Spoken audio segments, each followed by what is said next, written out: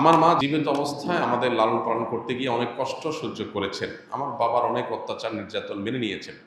আমাদের মা আমাদেরকে মানুষ করতে গিয়ে কঠোর পরিশ্রম করতে হয়েছে। এতে ঠিকমতো নামাজ আদায় করতে পারেন নাই। কয়েক মাস আগে আমার মা হার্ট অ্যাটাক করে মারা যান।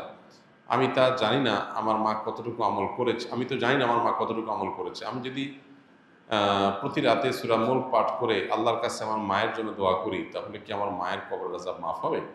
মৃত্যুর পর আমি আমার মাকে প্রায় স্বপ্নে দেখতে পাই। তিনি যে কয়েকবার স্বপ্নে দেখা দিয়েছেন, তাতে আমি হাসি খুশি মুখ দেখতে পাই। একটু বিস্তারিত জানাবেন। প্রথম কথা হলো ভাই, আমাদের প্রিয়জনরা যখন কেউ চলে যায় দুনিয়া থেকে, তখন তাদের জন্য আমরা আল্লাহর কাছে ইস্তেগফার করব, ক্ষমা প্রার্থনা করব।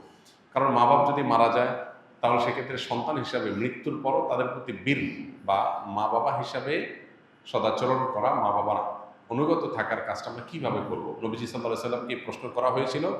তিনি উত্তর দিয়েছেন যে, এটার জন্য মা-বাবার জীবদ্দশায় যাদেরকে স্নেহ করতেন তাদেরকে স্নেহ করা, যাদেরকে ভালোবাসতেন তাদেরকে ভালোবাসা, মা-বাবার জীবদ্দশায় তার যে বন্ধুর সার্কেল আছে তাদেরকে বাবা-মার মতো শ্রদ্ধা করা এবং সেই সাথে তাদের সাথে সুসম্পর্ক বজায় রাখা। এই কাজগুলো করা। পাশাপাশি তাদের জন্য আল্লাহর কাছে দোয়া ইস্তেগফার করা, তাদের পক্ষ থেকে দান সাদাকা করা। মৃত ব্যক্তির জন্য জীবিতরা যা, যা করতে পারে তার সবই আপনি আপনার মায়ের জন্য করতে পারেন।